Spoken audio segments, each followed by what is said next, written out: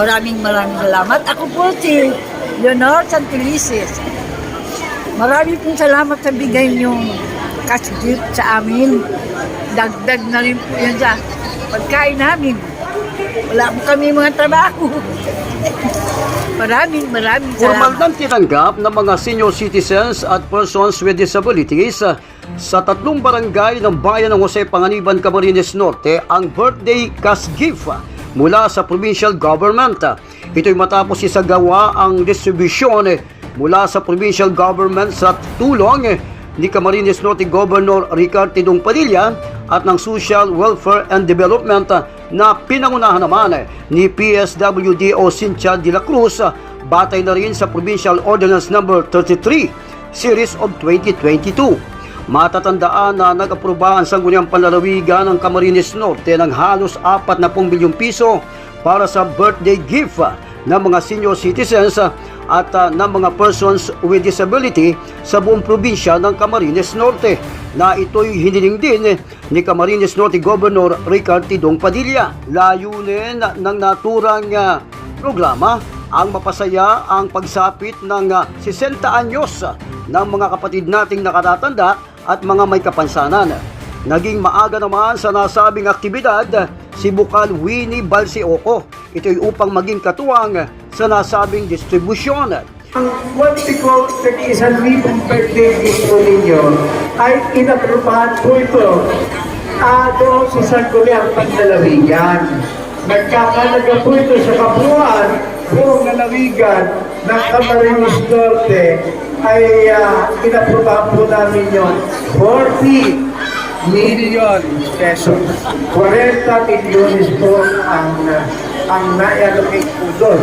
Kung magkukulang naman po siguro, ay magkakaroon ng supplemental budget para lahat po ng senior citizens natin ay makikilabang kahit po sa inyong kaarawan. Sa kanyang mensahe, sinabi ni Bukal Oco na bagamat hindi kalakihan ang matatanggap ng bawat isa, malaki rin anya ang may tutulong nito sa selebrasyon ng kanilang mga kaarawan. Binanggit din nito na isa siya sa Sangguniang Panlalawigan na pumabor na aprubahan ang 40 milyong piso na pundo dahil batid niya ang pangangailangan ng mga senior citizens at persons with disabilities sa lalawigan ng Camarines Norte. Binanggit pa ni Bukal Winnie Balseoco na hanggat si Governor Dong Padilla ang gobernador ng lalawigan ng Camarines Norte ay magpapatuloy ang magagandang programa na makatutulong para sa mga senior citizens at persons with disability. Halos tumulo naman ang luha ni Nanay Leonor Santelices, isang senior citizen ng Barangay Larap, matapos matanggap na nito ang birthday gift mula sa administrasyon ni Camarines Norte Governor Ricard Tidong Padilla. Maraming salamat. Ako po si Leonor Santelices. Maraming pong salamat sa bigay niyong cash gift sa amin. Dagdag na rin po yan sa pagkain namin. Wala po kami mga trabaho. Maraming salamat sa inyo, yung Padilla at saka Winnie Oco. Maraming pong salamat sa inyo. Kayo po. Magandang hapon sa inyong lahat. Masaya po kami sa inyong biyayang ipinadala dito. Maraming salamat. Ako po may trangkaso. Pinilit ko lang makapunta talaga dito. Kasi talaga gusto ko makatanggap ng regalo galing kay Papa. Governor. Thank you very much. Thank you so much. Hindi ako nakapunta dyan sa office niyo. Hindi ako sabi ni Cham, dalawin ko daw kayo, ay hindi ako makapunta. May trangkaso ako ngayon. Ayon kay Nanay Leonor, malaking tulong para sa kanilang mga senior citizens ang pa-birthday gift na ito ng pamahalaang panlalawigan, lalo't wala silang hanap buhay sa kasalukuyan.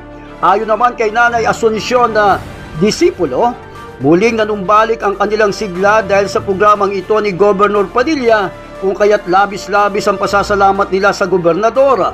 Dumalo rin sa naturang birthday gift distribution for senior citizens and persons with disabilities sina Vice Governor Joseph Escucha, Bukal Luca de Lima, Bukal Tesimalubay at Jose Panganiban Vice Mayor Cuatro Padilla. Para sa RMTV News Online, ako si Lino Malabanan, ang inyong responsabling tagapagbalita.